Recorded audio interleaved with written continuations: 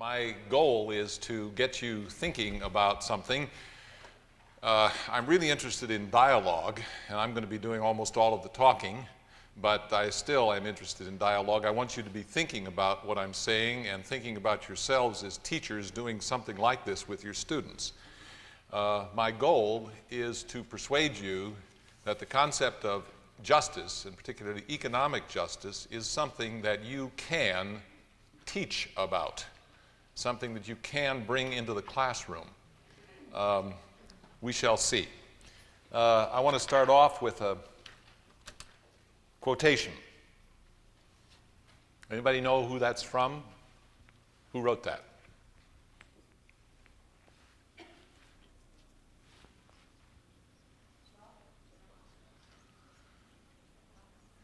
You can't. Oh, I'm in the way, huh? Yeah, that's what my mother used to say too. You know who wrote that? Guess? It's Adam Smith. It's Adam Smith. It comes at the end of the fourth book of The Wealth of Nations. And I put it up there because you'll recognize it. There's Smith's belief in the system of natural liberty. People should be free to use their resources as they wish, in pursuit of their own interest, their own advantage. And you can learn this from reading earlier parts of The Wealth of Nations, but you have to go all the way to the end of Book 4 to discover that very interesting phrase right here. Every man, as long as he does not violate the laws of justice, is left perfectly free to pursue his own interest. All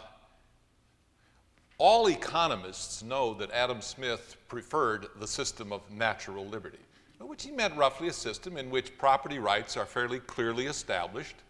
People know whose is what, or what is whose, I guess. And then people pursue their own interests. And Adam Smith believed that in such a world, people would help one another, economic growth would occur, all kinds of wonderful things would happen. But Smith always took for granted that people were obeying the laws of justice. I'm surprised at how few economists, how few professional economists, almost all of whom claim to have worshipped at the shrine of Adam Smith, how few of them are aware of the fact that Adam Smith thought that adhering to the laws of justice was an essential condition for the development of a good society.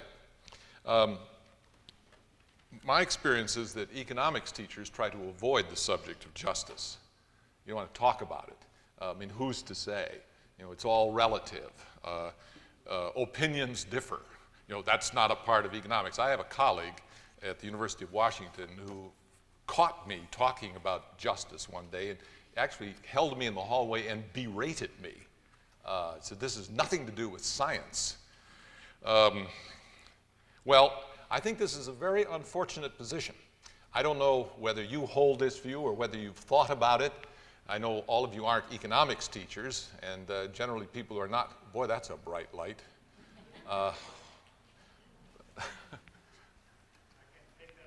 You could, if you don't take that away, I'm going to hide behind this.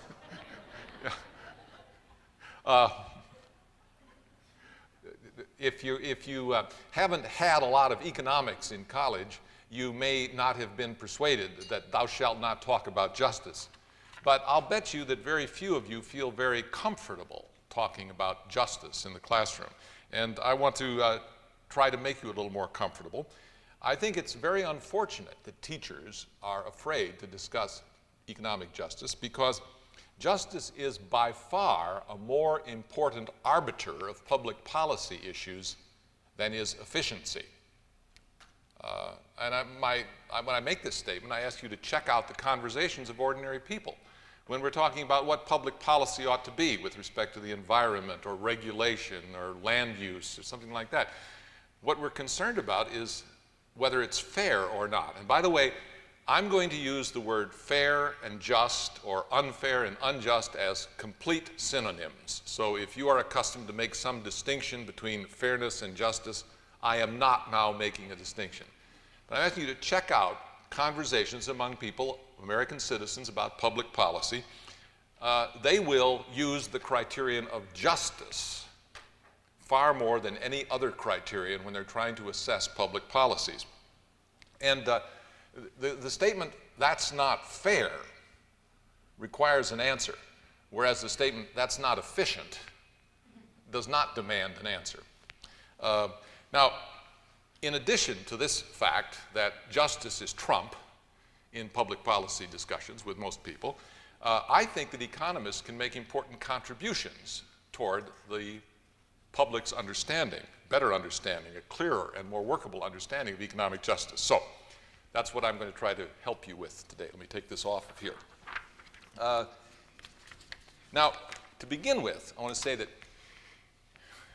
economists who refuse to talk about justice in public and clergymen and moral philosophers who talk about economic justice without thinking about it, so there are two groups here.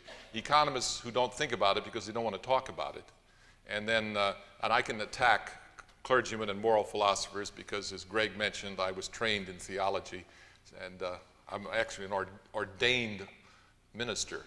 But I have found that clergy men and women, talk about economic justice a whole lot, and they do not seem to have thought about it very much. But what the economists and the clergy people have in common is that when they talk about justice, they're thinking about some pattern of income distribution. They assume that economic justice has to do with the way in which money income is distributed among people.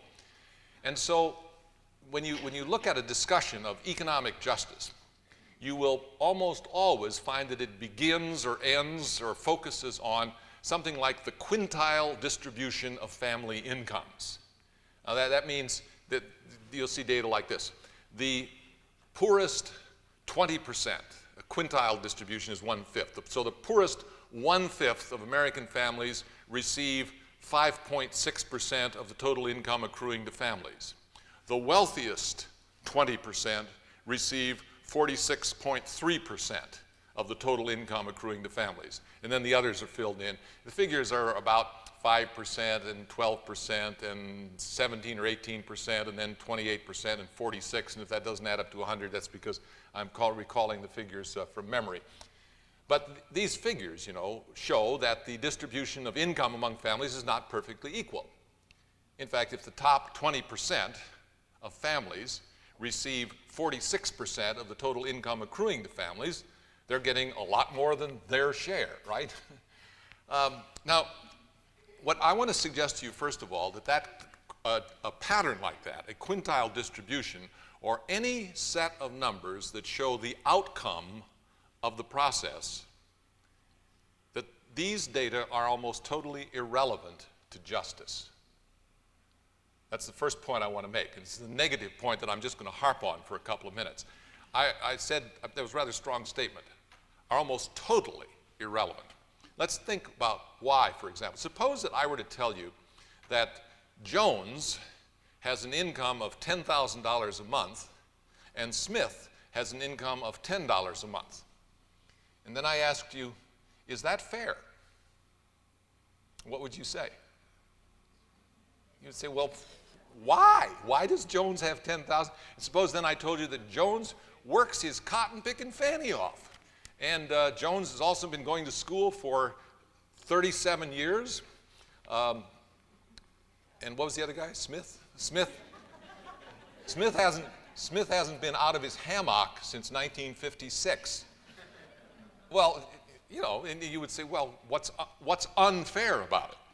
You see, the notion that we can look at the outcome of the economic process, and just by looking at that outcome, we can say that's fair or that's unfair, is really quite absurd when you think about it.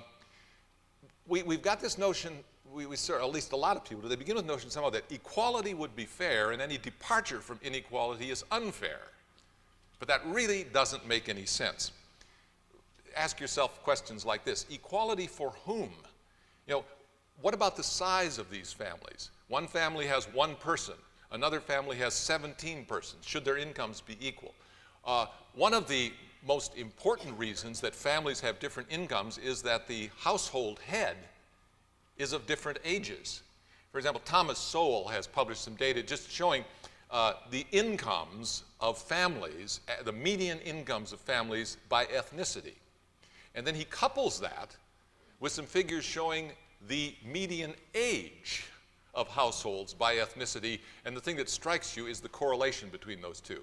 So when I looked at the figures, the figures now are old, but at that time, the Jewish families were at the top in the ones that Sowell lists. And the average age of a Jewish person in the United States was 46. Hispanic people were way down, Hispanic households were way down toward the bottom. But the average age of a person of Hispanic background in the United States was 18. Well, you would expect enormous differences in. So there are, when you see these figures on differences, remember that almost every American progresses from poor through middle income, maybe higher, maybe not, but as we get older. So one of the best ways to predict a household's income is to find out the age of the householder. Another thing you want to notice is that people make choices about family formation and so on. So one of the reasons that poverty increased some years ago was that we provided additional income to elderly people. And we have pretty much dealt in this country through redistribution with income poverty on the part of elderly people. But what that has done is enable elderly people to set up independent households. So you can create additional poor families by Census Bureau definitions by giving low-income people additional income, because now they'll have enough income not to live with their kids. So if a woman is living with a man who beats her regularly, beats her within an inch of her life, and then she doesn't leave him because she can't afford to, and then she gets some additional income and she moves out, I would assume that her welfare goes up, but her income will go down. Now, I don't want to get into the question of whether that's fair. As you probably all know, when men divorce women, their incomes go up. And when women leave men, their incomes go down. And there are problems here. But the point I'm trying to make is when you look at these outcomes are clues that something unjust may be occurring. They are not proof. I think the fact that divorced women's incomes go down while divorced men's incomes go up is a strong clue that something unfair is going on. I won't get into that. But I think when we investigate the evidence, we discover that there are some unfairnesses operating in our society. But the point I want to make is that it's the process that produces justice or injustice. It's not the outcome. If we decide that we can just look at outcomes and decide what's fair or unfair, let me ask you, what would a fair outcome look like? What would a fair distribution of income be?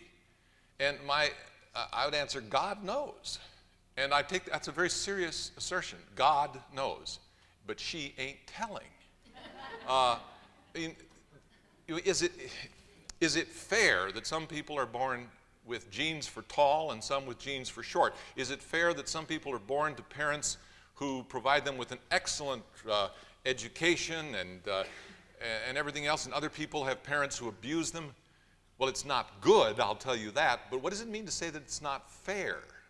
Okay. All I'm trying to establish here is that when we begin talking about justice, we often begin talking nonsense. And most of the nonsense, or much of the nonsense, stems from the fact that we think that we can infer the justice or injustice of a social situation from looking at the outcome. And my basic point here is that you can't do that. You have to look at the process that produced the outcome. Okay, that's point one. Now you can do that if I'm going too slow. Take my watch off. That makes me go faster. I wave my arm faster. Let me try to illustrate this by something. My family members and friends have been bothered as I've been thinking about this talk the last few weeks. My wife, my father who's visiting, other friends have had to listen to me ask the question, what do you mean by a fair wage? And they stopped and they, well, what do you mean by a fair wage? Let me just ask you to think about that for a moment. We use the phrase, we say a fair wage. Or we say a fair day's pay for a fair day's work or something like that. What is a fair wage? And I was driving somewhere with my father just the other day, and he was trying to explain it all in terms of enough to enable a worker to get by at a decent standard of living. But I asked all kinds of embarrassing questions. How many people in the family? Does every wage have to support a family?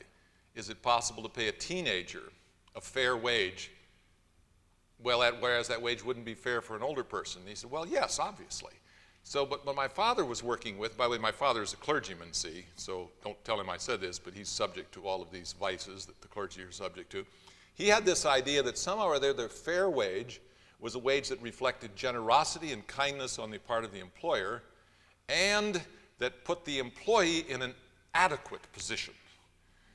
Well, if you think about a market economy, that just isn't going to work. An employer can't do that. If the employer, any employer who was bound morally or legally to pay every employee the amount required to enable that employee to take care of all his or her responsibilities would hire exclusively teenagers, right? There are consequences to wage setting. No employer knows enough to decide what's fair. There was a time when employers did try to pay workers on the basis of their family responsibilities. The old idea that of course, women didn't need, quote, women deserve a lot, but women didn't need. No, seriously. I'm old enough to remember this, when this was seriously said, and people would nod, they would agree, that a woman going to work out of high school, and they didn't go to college in the days when I was a tadpole, a woman going to work after high school did not need a very high salary because she had no family to support. She was just working until she found a husband. If she did not find a husband, then she still would not need very much income because she would have no children. Because when I was a tadpole, you got married before you had children. So it was taken for granted that a man needed a higher income than a woman. Now, if the man had children, then some employers would actually want to raise the wage. Now, that can work in a small town where everybody knows everybody else, although I don't think it works very well even then. It really puts the employer in the position of playing God. And I don't think employers should be allowed to play God, much less required to play God. I suggest that a fair wage is a wage that is agreed upon by employer and employee when there is no fraud and no coercion. And that's the closest we can come to the definition of a fair wage. A wage that the employer and the employee agree on in the absence of fraud and coercion. Notice that definition is entirely process-oriented. I refuse to tell you substantively what constitutes a fair wage. I'm saying a fair wage is what emerges from a fair process. Now, this is not a weird idea. That's what we mean by fairness. What do we mean when we talk about a fair game? So the game isn't fair. Well, we don't mean that the score was lopsided or that the teams didn't end in a tie. A lot of people seem to talk as if a fair game would be a game that ended in a tie all the time. A fair game is a game that was played according to the rules. What's a fair trial? We don't judge a fair trial by the outcome. We judge a fair trial by the process. In fact, what people are entitled to is due process. Fair treatment is not treatment that results in predictable results, but it's treatment that goes by the accepted rules. The results, as I said, are clues, but they're not proof that anything is just or unjust. And the question, is it just? I suggest to you that what it means is, did the process adhere to the relevant rules of the game? Who says? My submission is that you say so. I suggest that that's how you use the word fair and just. Now, an interesting thing worth noting here is that when people ask, what is justice? They tend to ask it with a sort of a smirk, like, what is justice? Who's to say? And that's true. We cannot define justice. I think this is a very important observation. We human beings cannot define what is just, but we can recognize what is unjust. And when we recognize something as unjust, we become indignant. And we say, that's not fair. That's unjust. And what are we talking about? I submit almost all of the time we're saying is some relevant rules of the game have not been adhered to. Some rule that we regard as a fair rule has been violated. Now you say, but what constitutes a fair rule? And my answer is, it's a rule that adheres to the underlying rules. My conception of what justice means, it's one that with no ultimate foundation. Justice means fair play, which means going by the rules that everybody thought we're applying when we began. But the rules themselves have to be fair. And how do we decide whether they're fair? By referring to the practices, understandings, and expectations of the society in which we live.